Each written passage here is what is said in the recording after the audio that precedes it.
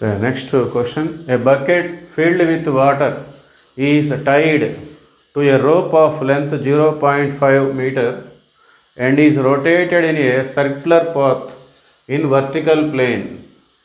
So ఒక బకెట్కి నీళ్లు నింపినటువంటి ఒక బకెట్కి ఒక తాడుని కట్టేసి ఒక రోప్ని కట్టేసి దాన్ని ఇట్లా వర్టికల్ ప్లేన్లో ఈ విధంగా వర్టికల్ ప్లేన్లో రొటేట్ చేస్తున్నారు. అది సర్క్యులర్ డైరెక్షన్లో మూవ్ అవుతూ ఉంటుంది.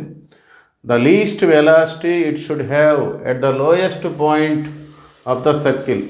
ఇట్లా సర్క్యులర్ డైరెక్షన్లో వర్టికల్ ప్లేన్లో రొటేట్ చేసేటప్పుడు సర్క్యులర్ డైరెక్షన్లో మూవ్ అవుతుంటుంది. సో ఈ సర్క్యులర్ డైరెక్షన్లో మూవ్ అయ్యేటప్పుడు హయ్యెస్ట్ పాయింట్ ఉంటుంది, లోయెస్ట్ పాయింట్ ఉంటుంది, మిడ్ పాయింట్ కూడా ఉంటుంది. ఓకే, సో ఆ విధంగా మనం 3 పాయింట్స్ని మనం చూసుకోవచ్చు. Lowest point of the circle so that the water does not spill is. Okay, so ఆ బకెట్లో నుండి మనం ఇట్లా తిప్పుతున్నప్పుడు ఆ వాటర్ బయటికి రాకుండా ఉండాలి.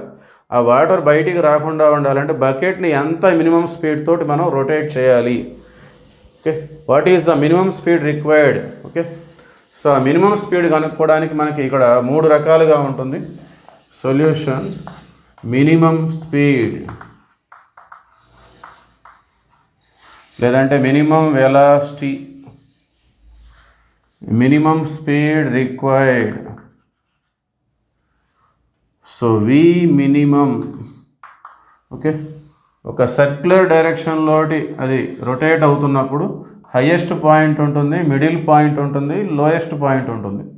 హయ్యెస్ట్ పాయింట్ దగ్గర వచ్చేసరికి వి మినిమంకి సంబంధించిన ఫార్ములా √L/G. ఓకే, ఎల్ అంటే length of the rope, G అంటే యాక్సలరేషన్ డ్యూ టు గ్రావిటీ.